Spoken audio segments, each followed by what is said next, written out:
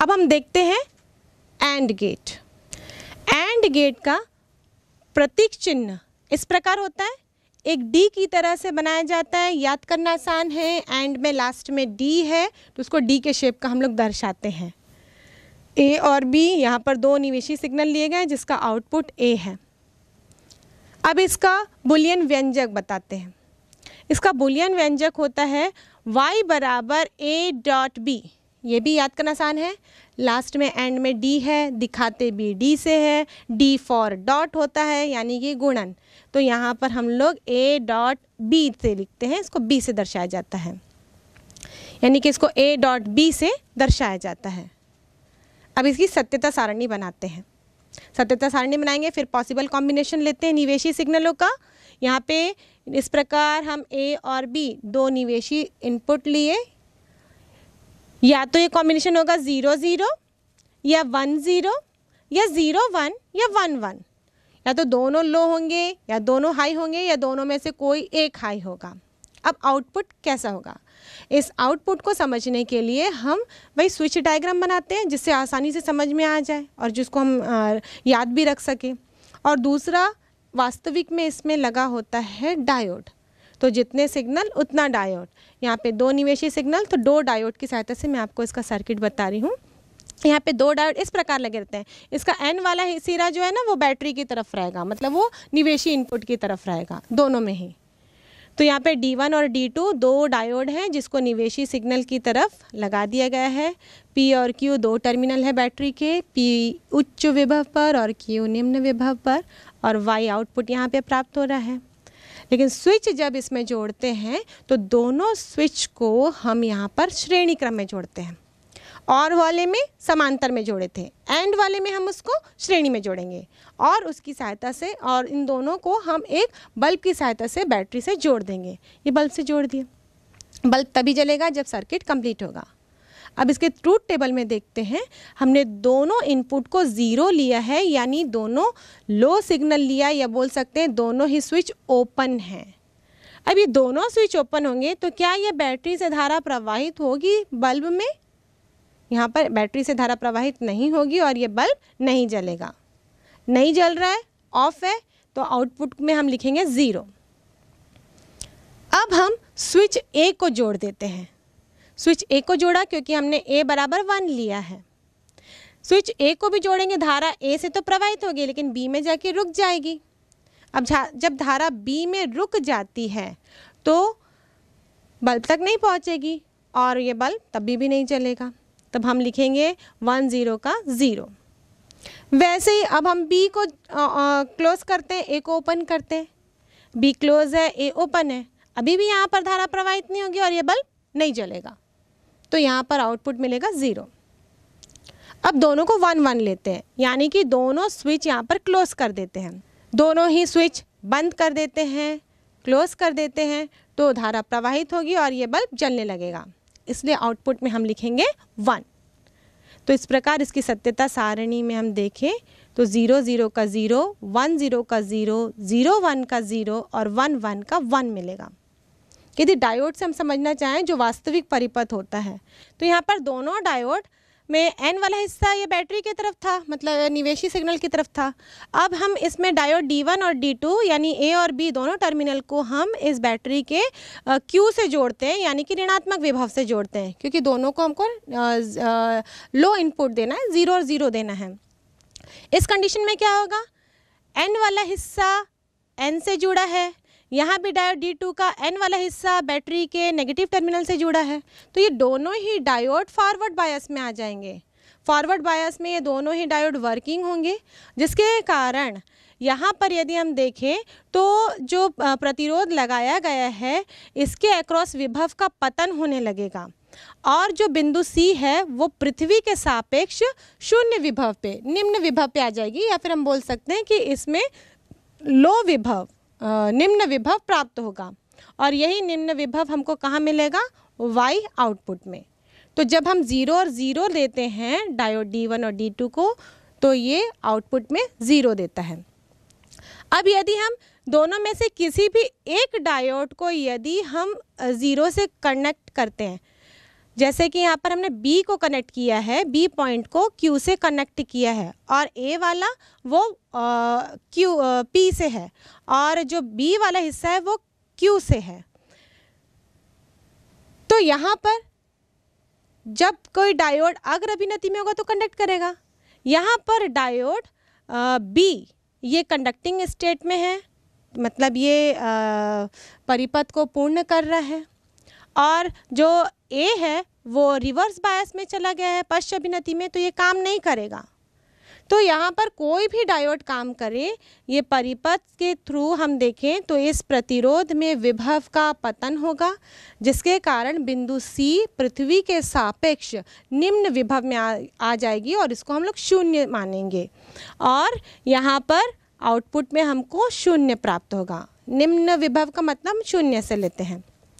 इसी प्रकार जब डायोड को उल्टा जोड़ा जाए, मतलब यहाँ पर हम जो डायोड B है उसको P सिरे से जोड़ रहे हैं और जो A है उसको हम Q सिरे से जोड़ रहे हैं, उस कंडीशन में डायोड A यहाँ पर कंडक्टिंग स्टेट में है, मतलब अग्र अभिनति में है, और B वाला पश्च अभिनति में है, तो भी सर्किट में से धारा प्रवाहित होगी। किसके थ्रू प्रवाहित होगी? यहाँ पर A वाले डायोड के थ्रू, D1 डायोड के थ्रू प्रवाहित होगी, जिसके कारण उसी प्रतिरोध में विभव का पतन होगा और बिंदु C निम्न विभव में आ जाएगा, जिसके कारण हम बोल सकते हैं कि आउटपुट में हमको 0 प्राप्त होगा।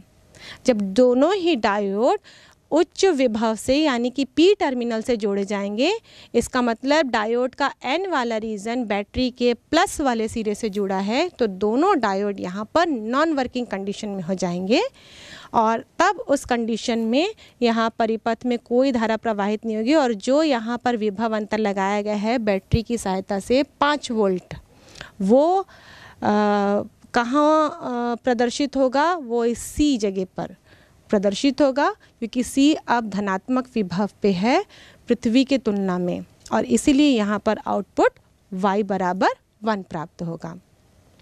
तो इस प्रकार हम देख सकते हैं ट्रूथ टेबल में कि AND गेट में यदि एक भी सिग्नल 0 हो तो निर्गत सिग्नल का मान 0 ही प्राप्त होता है, और इसीलिए जब हम AND गेट को परिभाषित करते हैं तो ये कहते हैं कि AND गेट एक ऐसा इलेक्ट्रॉनिक परिपथ है जिसमें कितने भी निवेशी सिग्नल हो सकते हैं पर निर्गत सिग्नल एक होता है।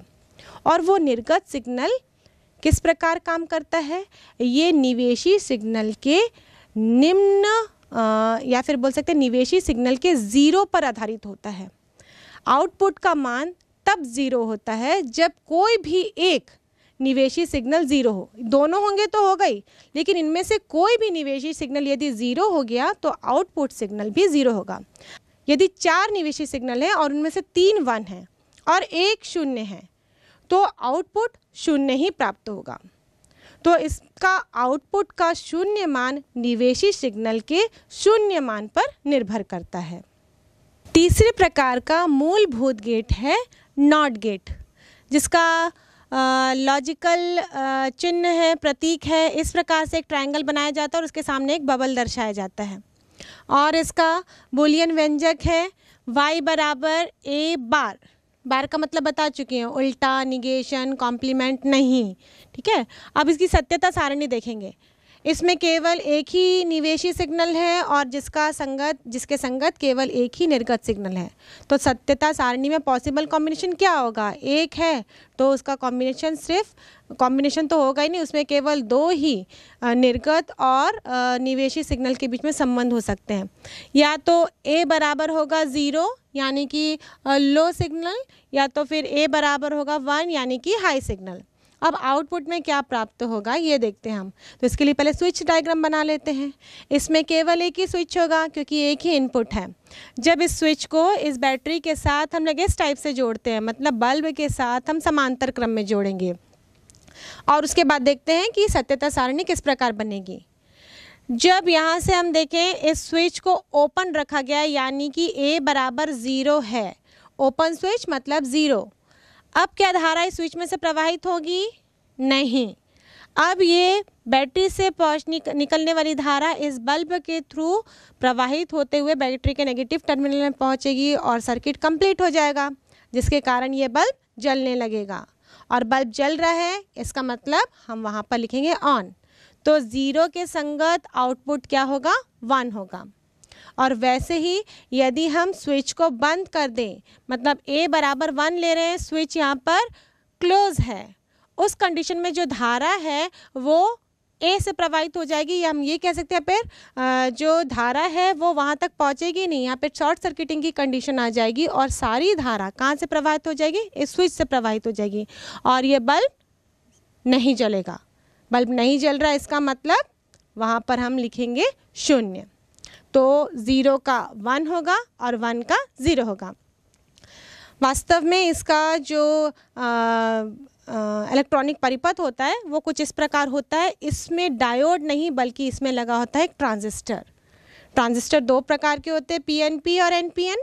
तो यहाँ पर एनपीएन ट्रांजिस्टर लगा होता है, वो भी कॉमन एमीटर मोड में, उभयनिष्ठ उत्सर्जक विधा में।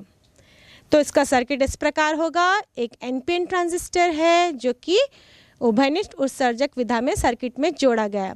यहाँ पर ये बैटरी लगाई गई है जो 5 वोल्ट की है, क्योंकि डायोड और ट्रांजिस्टर ऐसी इलेक्ट्रॉनिक युक्तियाँ हैं जो निम्न वोल्टता पे काम करती हैं, इसलिए 5 वोल्ट का लगाया। यहाँ पर आउटपुट में भी हम देख रहे हैं C जहाँ पर है संग्राहक, वहाँ पर भी एक बैटरी लगाई है जो कि 5 वोल्ट की एक प्रतिरोध के थ्रू, ठीक है, RC प्रतिरोध यहाँ पर लिया है। अब जब हम इस P टर्मिनल को, मतलब इस ट्रांजिस्टर के आधार को, जो कि किस प्रकार का है? P प्रकार का है, उसको यदि हम 0 देते हैं, मतलब ऋणात्मक विभव से जोड़ते हैं, उस कंडीशन में क्या होगा?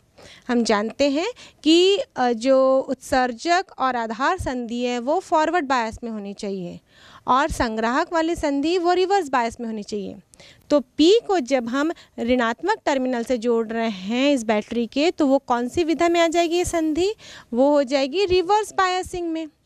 अब रिवर्स बायसिंग होने से यहाँ पर कोई भी आधार धारा प्रवाहित नहीं होगी, ना ही उत्सर्जक धारा प्रवाहित होगी, क्योंकि उत्सर्जक भी यहाँ पर हम देख रहे हैं क्यों नेगेटिव टर्मिनल से जुड़ा हुआ है।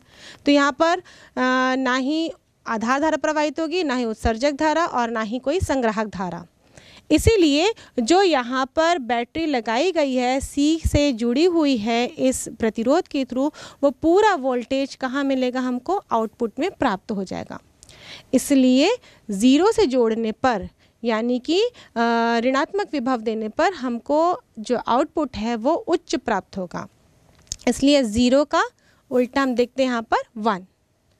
यदि हम इस P टर्मिनल वाले आधार को इस बैटरी के पॉजिटिव टर्मिनल से जोड़ते हैं, तब उस कंडीशन में ये फॉरवर्ड बायस में आ जाएगी ये संधि।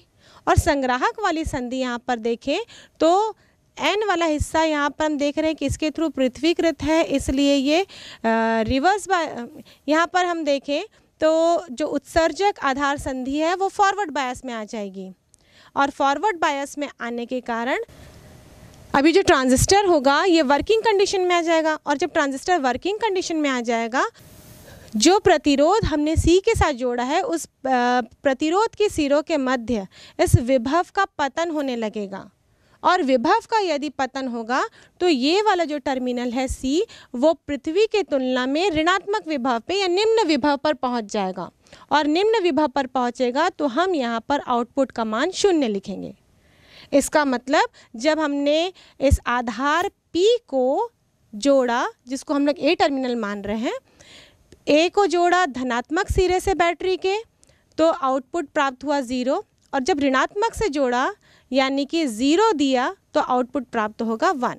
तो इस प्रकार नॉट गेट में हमेशा उल्टा ही संबंध साबित होता है। अब तक जो हमने मूलभूत गेट के ऑपरेशंस और ट्रूथ टेबल पढ़े, उसको हम अब तरंग रूप में समझने की कोशिश करते हैं। जब हम बूलियन एक्सप्रेशन में तरंग बनाते हैं तो इस प्रकार वो बनता है, ये ब्लॉक के रूप में या स्क्वायर सिग्नल के रूप में होता है, क्योंकि इसमें दो ही अंक होते हैं, या तो 0 होता है या तो 1 होता है। या तो मान 0 होगा या 1 होगा। जब मान 0 होगा तो हम निम्न से दर्शाएंगे, निम्न लेवल से, और मान 1 होगा तो वो उच्च लेवल से। तो इस प्रकार इसका जब तरंग बनता है तो ये ब्लॉक के रूप में रहता है या स्क्वायर वेव होता है। अब यहाँ पर हम देखते हैं कि ये जो विभिन्न प्रकार के सिग्नल हैं वो कौन कौन से गेट को कोरस्पॉन्ड करते हैं। पहला यदि हम देखें, यहाँ पर A का मान भी निम्न है और B का मान भी निम्न है और जो आउटपुट है वो भी निम्न प्राप्त हो रहा है। तो उससे तो हमको समझ में नहीं आएगा कि कौन सा गेट है, क्योंकि निम्न वैल्यू, इतना तो समझ में आ जाएगा कि नॉट गेट नहीं है, क्योंकि नॉट गेट में केवल एक ही इनपुट होता है और यहाँ हम 2 इनपुट ले रहे हैं, तो ये नॉट गेट का तो हो ही नहीं सकता। बच्चा और गेट और एंड गेट, इनमें से 0 और 0 मतलब लो वैल्यू को देखेंगे तो हमको समझ में नहीं आता है, क्योंकि और गेट की भी सत्यता सारणी में हम देखे थे 0 0 का मान 0 होता है, एंड में भी देखे थे 0 0 का मान 0 होता है। अब आगे देखते हैं, यहाँ पर एक सिग्नल हाई है यानी कि A हाई है और B का मान लो है और आउटपुट हमको मिल रहा है हाई, मतलब एक मान हाई था तो आउटपुट मिल रहा है हाई। अब आगे देखते हैं, यहाँ पर B हाई है और A लो है, तब भी आउटपुट हमको मिल रहा है हाई। और यहाँ पर जब दोनों सिग्नल हाई है A और B, तब भी आउटपुट मिल रहा है हाई। तो यहाँ पर एक भी सिग्नल यदि हाई है और आउटपुट सिग्नल हमको हाई मिल रहा है तो वो कौन सा गेट होगा, वो होगा ऑर गेट। अब नेक्स्ट हम देखते हैं, यहाँ पर ये स्क्वायर वेव हमने लिया, यहाँ पे दोनों 0 0 पर हम देख रहे हैं कि वैल्यू 0 मिल रही है, ठीक है। अब जब एक का मान 1 था यानी कि हाई था और B का मान 0 था, तो वैल्यू हमको मिल रहा आउटपुट में 0 सिग्नल मिल रहा है। यहाँ जब A का मान 0 हुआ, B का मान हाई हुआ, तो भी हमको वैल्यू मिल रही है 0। लेकिन जब दोनों हाई है यहाँ पर, तब उस कंडीशन में मिल रहा है हाई वैल्यू आउटपुट का। तो यहाँ पर हम देखें कि एक भी मान लो था तो वैल्यू हमको मिली लो, जब दोनों ही हाई हुए तभी वैल्यू मिली हाई। तो एक भी इनपुट के लो मान के लिए यदि आउटपुट लो मिलता है, 0 मिलता है, तो वो कौन सा गेट होता है, एंड गेट। तो ये सिग्नल किसका है, ये है एंड गेट का। अब हम इस सिग्नल को देखते हैं। इस सिग्नल में जहाँ 0 है मतलब इनपुट लो है, वहाँ आउटपुट हाई है, जहाँ इनपुट हाई है वहाँ आउटपुट लो है। इस प्रकार इनपुट और आउटपुट के बीच का संबंध उल्टा है, हाई और लो का है। तो ये कौन सा गेट होगा, वैसे भी एक सिग्नल मिल रहा है निवेश में, तो वो कौन सा होता है, वो होता है नॉट गेट। तो इस प्रकार हम तरंग रूप को देखकर यानी कि स्क्वायर वेव्स को देखकर भी पहचान सकते हैं कि वो कौन सा गेट है।